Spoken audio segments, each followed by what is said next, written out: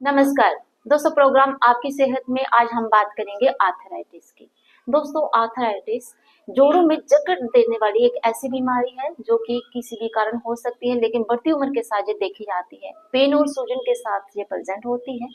जानेंगे कि हम डॉक्टर साहब से कि कैसे ये आर्थराइटिस जोड़ों को जकड़ देता है, क्यों हो जाती है और इसके कैसे बचा जा सकता है, और इस पर आज हम जानकारी हासिल करेंगे डॉक्टर रोहित लाहौरी जी से, जो कि पेन स्पेशलिस्ट है। सर, आपका हमारे प्रोग्राम में स्वागत है।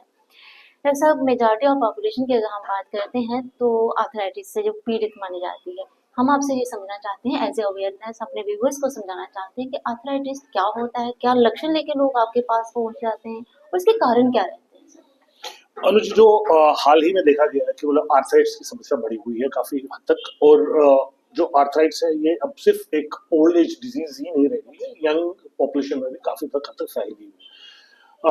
पहले हम आर्थराइटिस को डिफाइन करेंगे। आर्थराइटिस है क्या? बेसिकली ये सूजन है जॉइंट की। तो हमारे बॉडी के बहुत सारे जॉइंट्स हैं, मेजर जॉइंट्स हैं, माइनर जॉइंट्स हैं। तो सभी जॉइंट जहाँ पे इन्वॉल्व हो जाएंगे उनमें सूजन होगी, तो हम सूजन को हम आर्थराइटिस कह सकते हैं। अब जो सूजन होती है उसके क्या क्या कारण है? तो इम्पोर्टेंट कारण जो है वो है डिजेनरेटिव प्रोसेस। जो डिजेनरेशन होती है मेजर जॉइंट्स की, जैसे नी जॉइंट्स की डिजेनरेशन होती है, तो नी जॉइंट में जब डिजेनरेट होना स्टार्ट हो जाता है तो उसके बहुत सारे कारण हैं। जैसे ऑस्टियोआर्थराइटिस मेजर एक कारण है जॉइंट्स का डिजेनरेट होना, जिसको हम कहते हैं कि घुटने में ग्रीस कम हो गई। अदर देन दैट ये ऑस्टियोआर्थराइटिस हिप में हो सकता है। ये ऑस्टियोआर्थराइटिस जो है ये स्पाइन के जॉइंट्स में भी हो सकता है, जिनको फैसेटल जॉइंट्स कहते हैं, उनमें भी ऑस्टियोआर्थराइटिस होता है। ये ऑस्टियोआर्थराइटिस छोटे मोटे जॉइंट्स में भी हो सकता है। ये जो प्रोसेस है ये ऑस्टियोआर्थराइटिस के बारे में है। पर other than this we have number of other arthritis problems जो बच्चों में होती है, उसको हम जुवेनाइल आर्थराइटिस कहते हैं। और कुछ चीजें हैं जैसे सोरिएटिक आर्थराइटिस है, या फॉर एग्जांपल आप कह सकते हैं रोमेटॉइड आर्थराइटिस है। तो रोमेटॉइड आर्थराइटिस जॉइंट और जुवेनाइल आर्थराइटिस जो है और पर्टिकुलरली सोरिएटिक आर्थराइटिस है, ये डिजीज प्रोसेस के साथ रहती है। तो इसमें डिजीज होती है कोई, और डिजीज जो है वही आहिस्ता आहिस्ता जॉइंट्स में सूजन करती है और उसकी वजह से इंस्टेबिलिटी ऑफ द जॉइंट्स हो जाती है। कई कारण आपने कहा कि आर्थराइटिस जो है वो हो सकता है, जैसे आपने सर कहा कई बार कुछ ऐसी जेनेटिक डिस्पोजिशन हम में होती है, लेकिन वो डेवलप तभी होती है जब हम उसे एक फेवरेबल इन्वायरमेंट दे देते हैं। बिल्कुल बिल्कुल सर, आर्थराइटिस की अगर बात की जाए तो सेकंड बड़ी बीमारी जो मानी जाती है, एज ए अवेयरनेस जे हमें आप बताने का प्रयास कीजिए कि अगर आर्थराइटिस वैसे तो नहीं होना चाहिए, अगर हो जाता है तो नए आयाम क्या है इससे राहत पाने के? देखिए, अगर हम बात करें ऑस्टियोआर्थराइटिस की, तो ऑस्टियोआर्थराइटिस एज रिलेटेड है, डिजेनरेटिव प्रोसेस है। जैसे गाड़ी के टायर घिसते हैं, ऐसे हमारे जॉइंट की जो कार्टिलेजेस हैं वो भी घिसते हैं। पर इश्यूज ये है कि ये भी जेनेटिकल, इसमें भी कहीं आप देखा गया है लेटेस्ट में कि कहीं जेनेटिकल प्रेडिस्पोजिशन इसमें भी आती है। अगर आपके पेरेंट्स को ऑस्टियोआर्थराइटिस अर्ली एज में हुआ, हो सकता है आपके अर्ली एज में ऑस्टियोआर्थराइटिस होने के चांसेस ज्यादा। जहां पे प्रिवेंशन की बात करें तो मैं ये समझता हूँ कि आप जितना अपने आप को लाइफस्टाइल आपका एक्टिव रहेगा, आपके मसल्स की टोन अच्छी रहेगी, आपका एक्टिविटी रहेगी, एक्सरसाइजेस आपके पूरे दिनचर्या में एक्सरसाइज का शेड्यूल भी रहेगा, जिसकी वजह से आपको मिनिमम बियरिंग, वो जो लोड बियरिंग कैपेसिटी होती है जॉइंट्स की, उनको आप इंक्रीज कर सकते हैं अपने मसल टोन्स के साथ। और जितनी आपकी एक्टिविटीज है वो उसमें कुछ कुछ ऐसी एक्टिविटीज है जो आपको अवॉइड करनी चाहिए। जैसे प्रलॉन्ग, हम कह सकते हैं प्रलॉन्ग जो स्टिंग्स हैं वो स्पाइन को खराब करती हैं। ऐसे ही बहुत ज्यादा स्टेयर्स पे चढ़ना, तो उन सब चीजों को अगर आप अपनी दिनचर्या में से निकाल लें, एक्टिविटी में दिन में वॉक कीजिए, normal walking is very good, exercise is very good, अंदर फूड।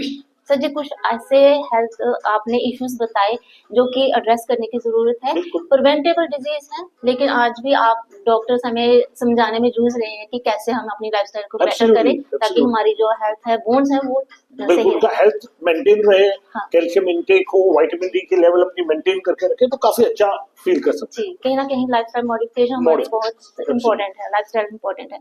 सर, ट्रीटमेंट मोडालिटी की अगर बात की, देखिए ट्रीटमेंट मॉडलिटी में बहुत सारी डिफरेंट चीजें हैं और डिफरेंट मॉडलिटी जो है वो डिफरेंट डिफरेंट एस्पेक्ट्स पे काम करती है। जैसे मैंने आपको कहा कि ऑस्टियोआर्थराइटिस, अगर ऑस्टियोआर्थराइटिस नी जॉइंट का है तो बहुत सारी मॉडलिटीज आई हुई है। अब तो सबसे बड़ी जो मॉडलिटी है वो in itself is a knee replacement, hip replacement. इन चीजों में अगर हम मतलब अगर बहुत ज्यादा सीवियर हो, ग्रेड 4 ऑस्टियोआर्थराइटिस हो, तो मैं तो समझता हूँ कि सर्जरी एक बहुत बेटर ऑप्शन है, जिसकी वजह से आपकी क्वालिटी ऑफ लाइफ बढ़ती है और आपका मतलब आप में एक अपने में कॉन्फिडेंस लेवल आती है। पर कुछ पेशेंट्स होते हैं जो TKR मतलब टोटल नी रिप्लेसमेंट या हिप रिप्लेसमेंट के लायक नहीं होते हैं, फॉर एग्जांपल कार्डिक प्रॉब्लम हो या रेस्पिरेटरी प्रॉब्लम हो, वो नहीं जाना चाहते या कुछ पेशेंट्स नहीं जाना चाहते सर्जरी के लिए, उनके लिए भी बहुत सारे विकल्प खुले हैं। फॉर एग्जांपल अभी अर्ली ऑस्टियोआर्थराइटिस में PRP का बहुत चलन चल रहा है, plasma rich protein rich plasma का, ग्रोथ फैक्टर्स का।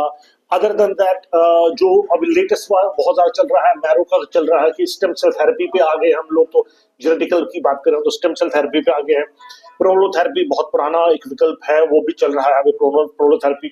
या जॉइंट्स की इनर्वेशन को कम किया जाता है रेडियो फ्रीक्वेंसी के साथ। तो अगर माना जाए टोटल में, तो आपको राहत देने के लिए, क्वालिटी ऑफ लाइफ करने बेटर करने के लिए बहुत सारे विकल्प मौजूद है, other than the surgery also.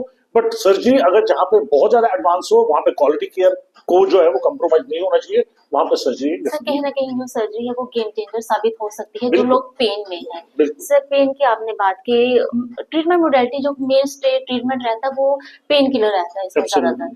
तो सर क्या एक स्पेसिफिक पीरियड के लिए मेडिसिन खाई जाती है या फिर SOS खानी पड़ती है जो लोग खा रहे हैं? देखिए, मैंने आपके माध्यम से बड़ी बार लोगों को ये मैसेज देने की कोशिश की है कि पेन किलर जो है वो जब भी आप लेंगे तो आप डॉक्टर की देखरेख में निगरानी में लीजिए।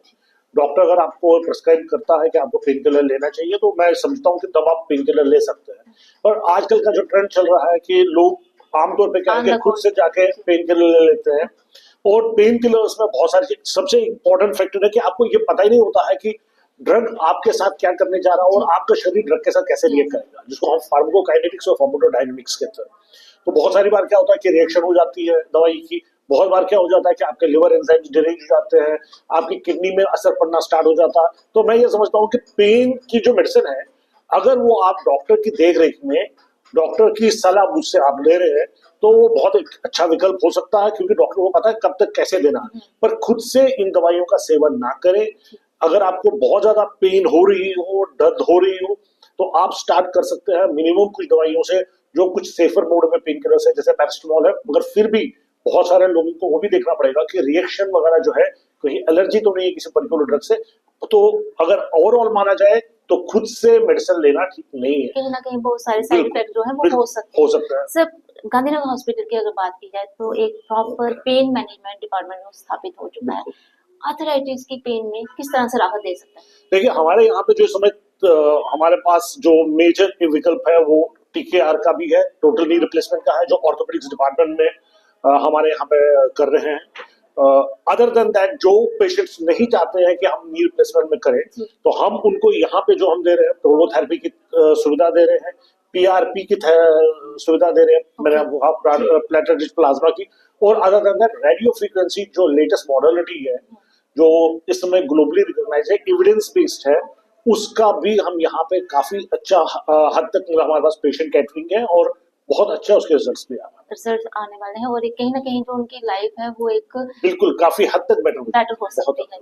सर आपने हमारे प्रोग्राम के माध्यम से ये समझाने का प्रयास किया कि पेन में रहना सही नहीं है। अगर पेन है तो कोई ना कोई जो ट्रीटमेंट है वो किया जा सकता है, सही समय पर सही इलाज उनकी जो लाइफ है वो चेंज कर सकती है। सर आपने कीमती समय हमारे साथ शेयर किया, आपका बहुत बहुत शुक्रिया। तो दोस्तों, डॉक्टर साहब बता रहे थे कि पेन फ्री जिंदगी जीना आपका अधिकार है, सिर्फ जागरूकता जरूरी है कि आपको जागरूकता होनी चाहिए कि कहाँ पर कब और कौन सा सही इलाज वो है वो लिया जा सके ताकि आप स्वस्थ रहें और खुश रहें। इस प्रोग्राम में इतना ही, अगले फिर हाजिर।